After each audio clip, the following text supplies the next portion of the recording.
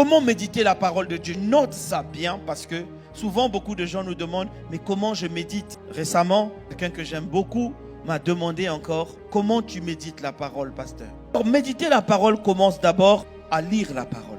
Tu ne peux pas méditer quelque chose que tu ne connais pas, que tu ne sais pas. Donc la première étape, c'est d'abord de lire. Mais quand tu vas lire ton plan biblique de l'année, quand tu vas le lire, tu vas lire les histoires de la Bible. Voici quelques conseils que je te donne pendant que tu médites. Regarde les gens que Dieu a utilisés. Parce que toi aussi, tu veux que Dieu t'utilise. Dis-moi un bon amen. Toi aussi, tu veux faire des exploits avec Dieu. Dis-moi un bon amen. Alors, quand tu lis les histoires de la Bible, je te conseille de te poser 5 questions. Première question, c'est pourquoi Dieu l'a choisi lui? Pendant que tu lis, tu cherches.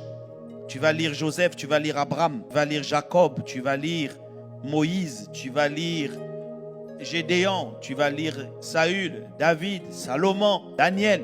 Tu liras toutes ces personnes-là. Abdias, tu liras même Cyrus, mon cher Cyrus. Cyrus. Et regarde pourquoi Dieu les a choisis. Comment Dieu les a choisis? Qu'est-ce qui a fait que Dieu puisse les choisir? De la même manière qu'il les a choisis, il ne change pas, il choisit encore les gens aujourd'hui. Tu vas voir quelles étaient leurs habitudes, ces gens-là que Dieu a choisis. Qu'est-ce qu'ils faisaient de manière régulière? Qu'est-ce qui étaient les habitudes qui accompagnaient leur vie? Et tu les notes. Tu vas regarder comment Dieu agissait avec eux. Comment Dieu agissait. C'est-à-dire, ah, lui il avait fait ça et puis Dieu a fait ça. Lui il avait fait ça et puis Dieu a fait ça. Et quand tu vas faire ça, tu vas voir, tu sauras comment Dieu agit. Sans être prophète, tu pourras dire, ça là, Dieu ne fera pas. Il faut que vous puissiez faire ça. On te dira comment tu sais ça. Mais parce que j'ai étudié comment il agissait avec les gens. Tu dois te poser la question, quand tu lis et tu médites, ça se passe à quelle époque, dans quel contexte? Pourquoi tu dois te poser cette question? À quel moment? Est-ce que Israël était en esclavage quelque part? Ou est-ce que Israël était dans son pays? Ça se passe à quelle étape? Tu apprendras à comprendre des contextes comme quoi Dieu peut rentrer à Bethesda avec plusieurs malades à la piscine et il ne guérit qu'un seul. Si tu lis la Bible, tu vas t'arrêter simplement. Jésus rentra à la piscine de Bethesda, là où il y avait beaucoup de malades. Tu vas te focaliser sur la personne qui l'a guéri. Mais dis-toi, mais dans le contexte, c'était quoi? Ferme tes yeux et visualise. Tu vas voir beaucoup de malades autour de la piscine. Et Jésus vient, il ne guérit qu'un seul, il sort. Ça va t'enseigner. Et tu comprendras, tu vas te poser la question. Alors pourquoi Jésus a choisi seulement le gars là? Tu comprendras comment il choisit encore les gens aujourd'hui. Les gens qui continuent à s'attendre à lui. Même quand ils n'ont plus d'espoir, ils continuent à s'attendre à lui. Même quand on dit que j'ai personne pour me jeter à la piscine, ils continuent à s'attendre à lui. Leur foi a fait bouger le ciel. Jésus a dit, bon, pour toi, je vais rentrer, venir pour toi seul. Parce que tu es en train d'attendre longtemps ce que je t'avais promis. Et Dieu descend pour agir parce que tu n'as pas perdu la foi. Tu comprendras qu'est-ce qui fait agir Dieu. Oh, reçois la grâce au nom de Jésus. Que tu comprennes en méditant la parole. Et quand tu vas comprendre le contexte, tu vas prendre le contexte, maintenant tu le mets aujourd'hui. Ça veut dire quoi? Que Jésus peut venir aussi à l'église. Au moment où il y a un temps de prière, il vient, il touche une seule personne, il sort. Que cette personne soit toi au nom de Jésus. Dans le contexte d'aujourd'hui, tu vas ramener, tu vas dire, alors comment ça se passe aujourd'hui? Et Dieu va t'ouvrir. Voilà, tu dois méditer la parole. Quand il dit que, 1:8, que ce livre de la loi ne s'éloigne pas de ta bouche. Médite-le jour et nuit pour agir fidèlement selon tout ce qui est écrit. Tu vois, tu ne peux pas agir si tu n'as pas médité. Enfin, tu ne sauras pas. Tu ne sauras pas. Pour agir fidèlement selon tout ce qui est écrit. Car c'est alors, la conséquence de ça, c'est que le succès va te suivre. La conséquence de ça, c'est que tu réussiras.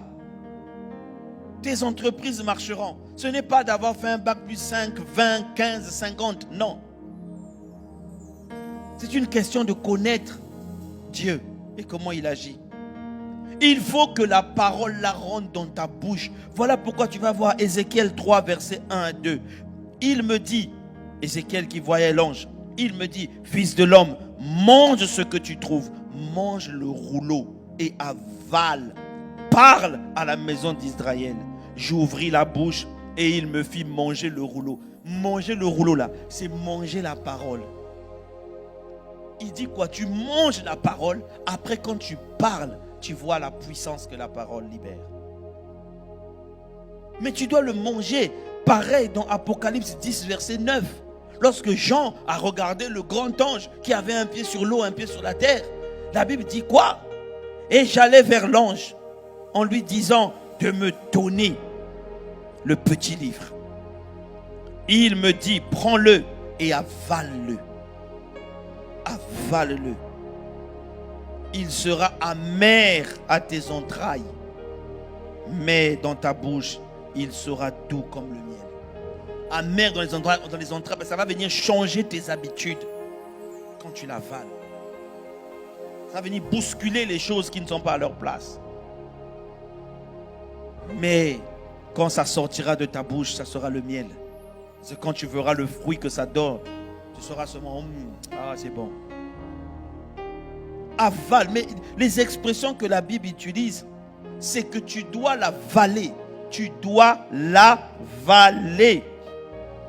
Jusqu'à Jean 1, verset 14 dit. Jean 1, verset 14 nous dit quoi? Et la parole a été faite chair.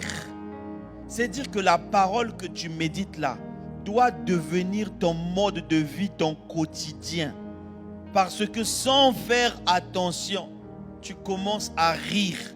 Tu commences à trouver des expressions qui te font rire. Les gens disent, ah mais comment on rigole aussi avec la parole? Ah mais nous on rigole beaucoup avec la parole par la grâce de Dieu.